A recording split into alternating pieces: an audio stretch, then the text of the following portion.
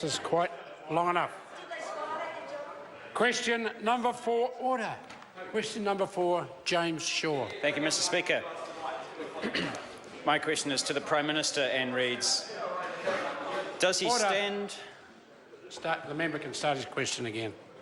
My question is to the Prime Minister and reads, does he stand by his statement that, quote, I'd bet my bottom dollar that there would be considerable debate and discussion in New Zealand about whether the flag should change, end quote. Right Honourable Prime Minister. Mr. Speaker, yes I do. I made that comment when the flag consideration project had received about 2,300 different flag designs. I'm delighted to inform the member that the last count the panel had received 10,291 flag designs. My bottom dollar is pretty safe, I think. Supplementary. Supplementary question, James Shaw. Does he accept that only 25% of New Zealanders want to change the flag, whereas 87% of New Zealanders are concerned about climate change? Speaker, you're right, Honourable Prime Minister. No, I don't think you actually can make that prediction until we go through the referendum process. As the member knows, there will be 2 referendums in relation to the flag change. I think we're ultimately going to have to wait until that final referendum takes place in early 2016 to see whether New Zealanders want to change the flag or not. I hope they do, because I believe passionately the new flag can be used as part of a way of showing how proud we are of our country and how we unify a multicultural society. Supplementary. Order. Supplementary question, James Shaw. To the Prime Minister, given that climate change submissions outnumbered flag submissions by 15,000 to 2,300, does he think that changing the flag was the right priority for him to personally champion? The right Honourable Prime Minister. Mr. Speaker, I would say, and I've said this on numerous occasions, the flag is just one of a great many issues as Prime Minister that I handle. I've never argued it's the most important. In fact, back in 2010, when that issue was raised significantly with me, I made the point there that there were much bigger and important issues to deal with at the time.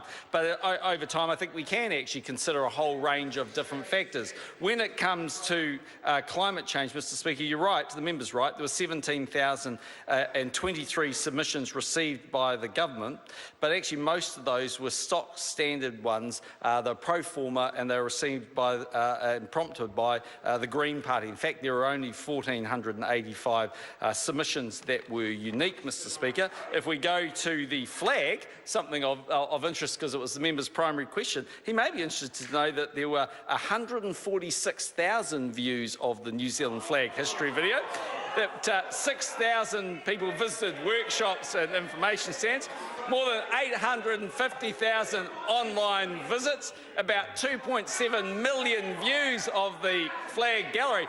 And Mr. Speaker, I need to tell the member that every single night I'm in my office, I'm signing back letters thanking the young people of New Zealand who are writing to me, I've got to say, in their hundreds with their new flag. And now I've heard enough. Supplementary question, James Shaw. And I thank the Prime Minister for his acknowledgement of how successful the Green Party was at galvanising public opinion. My supplementary question is, so if he plans to listen to the public on changing the flag, why didn't his government listen to the 99% of submitters who argued for a 2030 emissions reduction target of at least 40% below 1990 levels?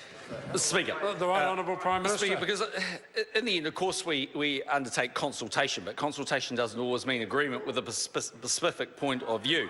The target that we've come up with, minus 30% off a 2005 base, we believe is actually a balanced and fair target to take in. It's just one of the things that we do. We think it's about right, given the cost to our economy and the challenges that we have with half of our emissions coming from agriculture. And the other point that we've made with the target is that we're quite happy to increase that target over time if we can get some of the scientific solutions we need for agriculture. And I'm actually very confident, as I'm sure the member himself will be, that over the next 10 to 15 years there'll be significant breakthrough when it comes to agriculture. Supplementary question, Andrew Little.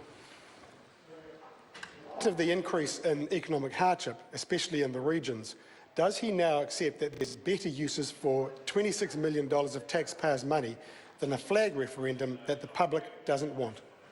The right Honourable Prime Minister. Speaker, Well, look, Mr. Speaker, firstly, we don't know what the final cost of the referendum process will be. And I simply say that because Labor and the Greens actually pushed along a referendum on the mixed ownership model after we'd had a general election which we won with a landslide on this very topic. And in the end, the estimates were 9 million and the actual cost was 6.7. But, Mr. Speaker, here's the point, isn't it? Here's the point. This is a major constitutional issue, and this party believes in democracy in the same way that this party believes in a multicultural society and being fair and decent to people and not cooking things up. That's what the next... Order. Supplementary question, James Shaw. So, given his answer about costs to the New Zealand economy of strong action on climate change, would he say that the majority of the 520 businesses surveyed by Waikato University were wrong to think that when it comes to climate change, quote, there is a risk that weak government inaction will still incur most of the costs without capturing the potential benefits, end quote?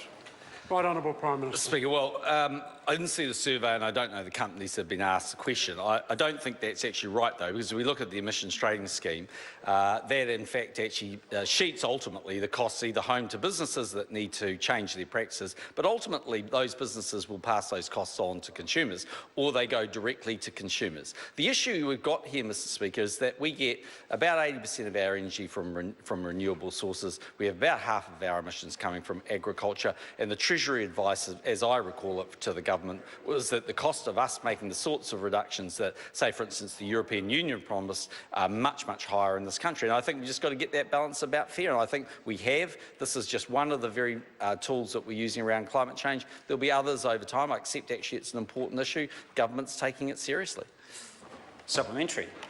Supplementary question, James Shaw. So if he doesn't believe that those businesses were correct or that the 99% of submitters were correct, does he also believe that the 24% of National Party voters polled by UMR who think that New Zealand should take stronger action on climate change are also wrong?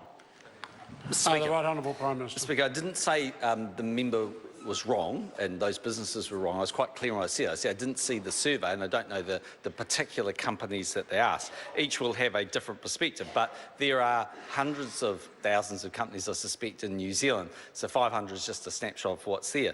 I accept the view, actually, that climate change is an important issue, and I accept the view that New Zealand needs to do its fair share, and I accept the view that there's a strong case that New Zealand might, over time, be able to do more. But I'm just simply making the point, if we ask our farmers to do that and we can't give them any scientific solutions, we're simply putting a cost on them without them being able to actually change their behaviour, and that's just called a tax. And I don't think that actually helps the consumers of the world who have to pay for those products.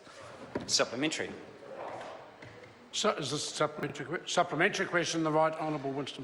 Can you confirm that only one party, when asked by him to join the cross-party parliamentary committee on his flag change, would not join and told him that it was a $26 million waste of taxpayers' money and to shove his Benedict Arnold idea where the sun doesn't shine? Right Honourable Prime Minister.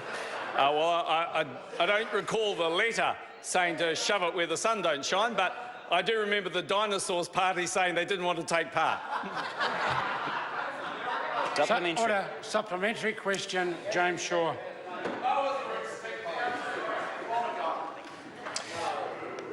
Given the strong public preference for greater action on climate change than flag change, is he willing to work with other political parties to come up with a more ambitious emissions reduction target? The Right Honourable Prime Minister. Speaker, no. The government's got its position when it comes to climate change targets. It's quite a legitimate thing for every political party to have their own target and their own set of policies, but we take those to a general election. Question number 5, Simon O'Connor. Thank you, Mr. Speaker. Questions